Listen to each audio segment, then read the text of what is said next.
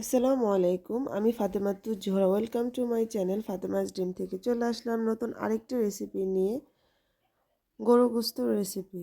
তো প্রথমেই দেখে নিচ্ছেন আমি আজকে প্রেসার কুকার ব্যবহার করব। তো প্রেসার কুকারে গরুর গোস্ত দিয়ে দিলাম, টমেটো, এখন দিয়ে দিব কেটে রাখা পেঁয়াজ। আমি অনেকটা পরিমাণ পেঁয়াজই দিয়েছি। তো কে কীভাবে রান্না করেন আমাকে জানাবেন, আর আমার রান্নাটা কেমন হয়েছে সেটাও আপনারা জানাবেন, কারণ আপনাদের তো আমি টেস্ট করাতে পারবো না, অনেক দূরে আছি। তো দিয়ে দিলাম আদা রসুনের পেস্ট,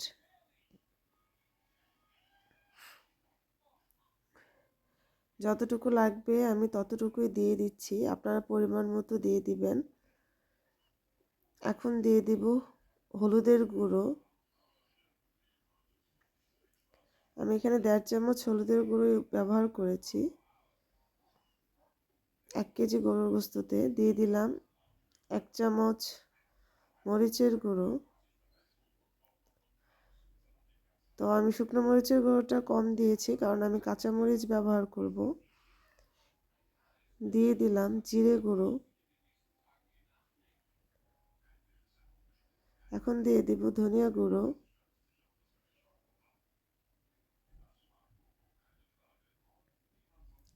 দিয়ে দিচ্ছি পরিমাণ মতো লবণ। দিয়ে দিব কয়েকটা তেজপাতা, এলাচ, দারচিনি। দিয়ে দেব পরিমাণ মতো তেল। এখন আমি এই সবগুলো উপকরণ একসাথে সুন্দর মতো ভালোভাবে মাখিয়ে নিব। তো আমি প্রেসার কুকারে এটা বসিয়ে দিচ্ছি, মাখিয়ে সুন্দর মতো সিদ্ধ হয়ে যাবে। মানে আপনারা ঝটপট রান্না করতে হলে অবশ্যই প্রেসার কুকারে দিবেন, আপনাদের তাড়াতাড়ি রান্না হয়ে যাবে সুন্দর মতো। তো দেখতেই পাচ্ছেন যে আমি সব মাখিয়ে নিয়েছি। এখন চুলায় জাল দিয়ে দিব। তো আমি 2 সিটির পর দিয়ে দিয়েছি আলু। এখন আমি এটা লাগিয়ে নিচ্ছি। আলু দেওয়ার পর আমি আরও 4টা সিটি দিয়েছি। গোস্তটা আমি একেবারেই নরম করে ফেলেছি, তুলতুলে করে ফেলেছি। আলুটাও আমার পুরোপুরি সিদ্ধ হয়ে গেছে, কারণ আমি আলুটা আস্ত রাখবো না, এবারে নরম করে ফেলেছি। তো দেখতে পাচ্ছেন যে আমি আরেকটা প্যানে খানিকটা তেল দিয়ে দিলাম। তেলটা আমি গরম করে নিব। এতে দিয়ে দিচ্ছি পেঁয়াজ কুচি। তো আমি অল্প আঁচে পেঁয়াজটা খানিকটা সময় ভেজে নেব।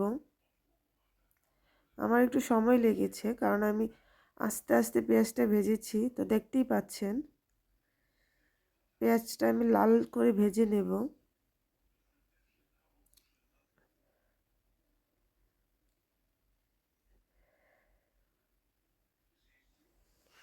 তো এই তো দেখতে পাচ্ছেন পেঁয়াজটা আস্তে আস্তে লাল হয়ে যাচ্ছে। তো আমি এটা একেবারে পুড়ে ফেলবো না, আমি একটু লালচে ভাব হলেই এর ভিতরে গোস্তটা দিয়ে দিব। তো দেখতেই পাচ্ছেন প্রায় ভাজা হয়ে গেছে। এখন এর ভিতরে প্রেসার কুকারে সিদ্ধ করা গোস্তটা আমি দিয়ে দেব। তো সম্পূর্ণটা এখন আমি ঢেলে নেব।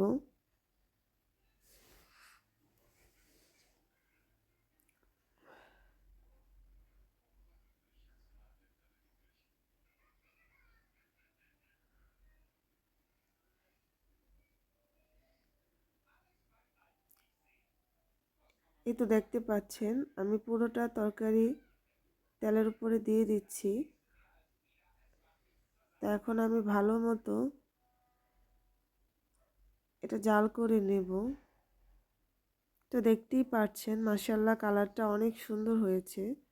তো আপনাদের কার কাছে কেমন লেগেছে আমার রান্নাটা অবশ্যই আমাকে জানাবেন, আর আপনারা বাসায় ট্রাই করে দেখবেন। আশা করি ভালো লাগবে। আলহামদুলিল্লাহ আমাদের অনেক ভালো লেগেছে। তো সবাই দোয়া করবেন আমার জন্য, আমি যেন নতুন নতুন রেসিপি আপনাদের সাথে শেয়ার করতে পারি।